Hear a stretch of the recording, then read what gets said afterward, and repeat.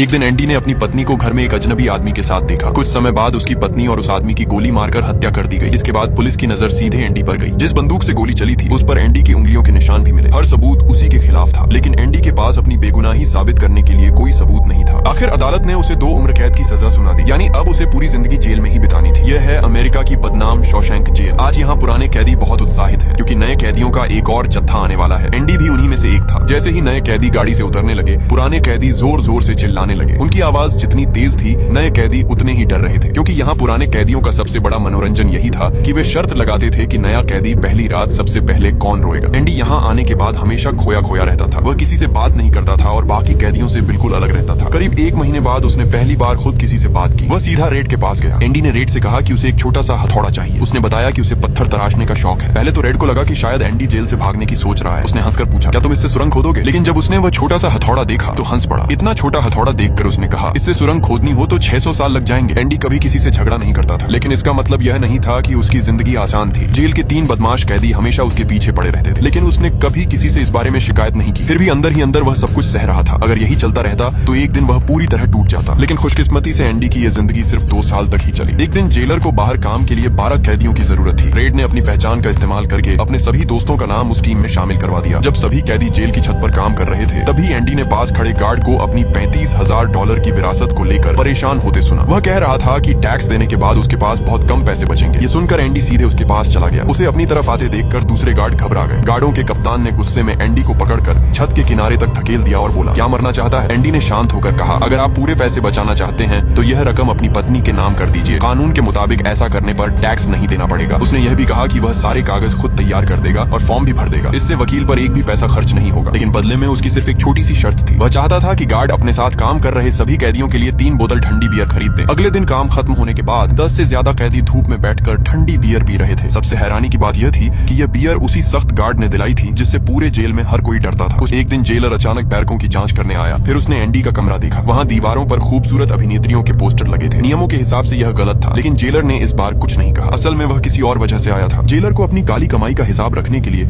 एक समझदार आदमी चाहिए था। उसे पता चल चुका था कि एंडी बैंक में काम कर चुका है और पैसों का अच्छा जानकार है। यहीं से एंडी की जिंदगी बदलने लगी। अब उसे जेलर के दफ्तर में काम मिलने लगा। उसके पास अपना अलग कमरा और अपना ऑफिस भी था। धीरे धीरे पूरे जेल में अगर किसी को टैक्स, बैंक या पैसों से जुड़ी कोई सलाह चाहिए होती तो वह एंडी के पास आता। यहाँ तक कि जेलर भी उसी से सलाह लेने लगा। एंडी ने सबके बहुत सारे पैसे बचाए। कुछ साल बाद शहर के दूसरे गार्ड भी अपने टैक्स और पैसों के काम लेकर एंडी के पास आने लगे। काम इतना बढ़ गया कि एंडी ने एक सहायक रखने की इजाजत मांगी। ये सुनकर रेड बहुत खुश हुआ, क्योंकि अब उसे कपड़े धोने वाले कमरे में काम नहीं करना पड़ेगा। उधर जेलर ने कैदियों के लिए बाहर काम करने का एक नया कार्यक्रम शुरू किया। हर महीने कुछ कैदियों को काम के लिए बाहर भेजा जाता था। इस बहाने जेलर खूब काला पैसा कमाने लगा। उस पूरे पैसों का हिसाब एंडी संभालता था। वह शेयर, बीमा और दूसरी योजनाओं के जरिए उस पैसे को इस तरह छिपाता कि किसी को शक भी नहीं होता। उसने एक नकली पहचान भी बना रखी थी। उस आदमी के नाम पर जन्म प्रमाण पत्र, ड्राइविंग लाइसेंस और बाकी सारे कागज मौजूद थे, लेकिन असल में ऐसा कोई इंसान था ही नहीं। यही एंडी की समझदारी थी। लेकिन ये सुकून ज्यादा दिनों तक नहीं रहा। एक दिन जेल में नया कैदी आया। उसका नाम टॉमी था। उसे 2 साल की सजा हुई थी। टॉमी ने बताया कि वह 13 साल की उम्र से ही बेघर था और कई अलग अलग जेलों में रह चुका था। एक दिन बातों बातों में टॉमी ने बताया कि एक दूसरी जेल में उसका एक साथी था। उस आदमी ने शराब के नशे में कहा था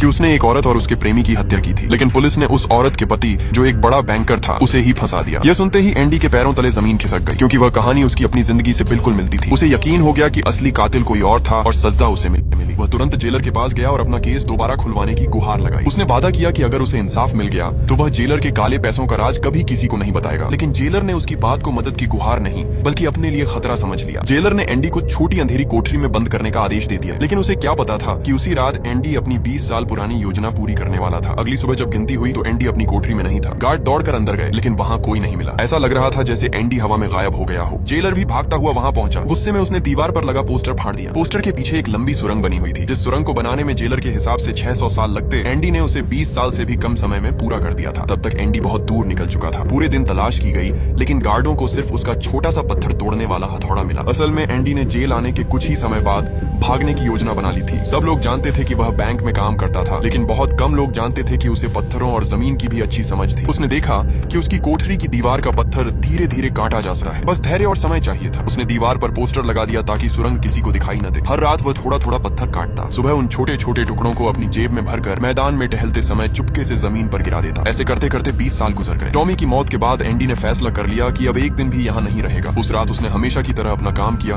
और चुपचाप अपनी कोठरी में लौट आया। रात गहरी होने के बाद वह सुरंग में उतर गया। बाहर तेज बारिश और गरज के साथ बिजली चमक रही थी। हर बार जब बिजली गरजती, एंडी पत्थर से पानी की पाइप पर जोर से वार करता। आखिर पाइप टूट गई और उसके भागने का रास्ता खुल गया। वह बदबूदार गंदे नाले में घुस गया। करीब 5 फुटबॉल मैदान जितनी लंबी सुरंग रेंग कर पार की। सोचिए, इतने साल इंतजार करने के बाद भी उसका हौसला बिल्कुल नहीं टूटा। आखिर वह बाहर निकला, नदी में कूदकर अपने कपड़े साफ किए और बारिश में दोनों हाथ फैलाकर खुली हवा में गहरी सांस ली। 20 साल बाद वह सचमुच आजाद था। उधर जेल में पोस्टर हटने तक एंडी अपनी बनाई हुई नकली पहचान के साथ शहर पहुंच चुका था। वह अलग अलग बैंकों में गया और जेलर के छिपाए हुए लगभग 10 लाख डॉलर अपने नाम निकाल लिए। इसके बाद उसने सारे सबूत और कागज अखबार को भेज दिए। अगली सुबह अखबार की सुर्खियों में जेलर के भ्रष्टाचार, हत्या और काले पैसों की खबर छपी हुई थी। कुछ ही देर में पुलिस ने पूरी जेल को घेर लिया। घबराकर जेलर अपनी तिजोरी खोलने पहुंचा ताकि सबूत मिटा सके, लेकिन अंदर सिर्फ एक बाइबल रखी थी। पहला पन्ना खोलते ही उसे एंडी का लिखा हुआ संदेश मिला। उसने आगे के पन्ने पलटे तो बीच में वही छोटा हथौड़ा छिपा हुआ था जिससे एंडी 20 साल तक सुरंग खोदता रहा था। तभी पुलिस उसके कमरे तक पहुंच गई। कुछ महीनों बाद रेड को एक पोस्ट कार्ड मिला। उस पर नाम नहीं लिखा था, लेकिन वह समझ गया कि वह एंडी ने भेजा है। कुछ समय बाद रेड भी अपनी सजा पूरी करके जेल से बाहर आ गया। वह उस पुराने पेड़ के पास पहुंचा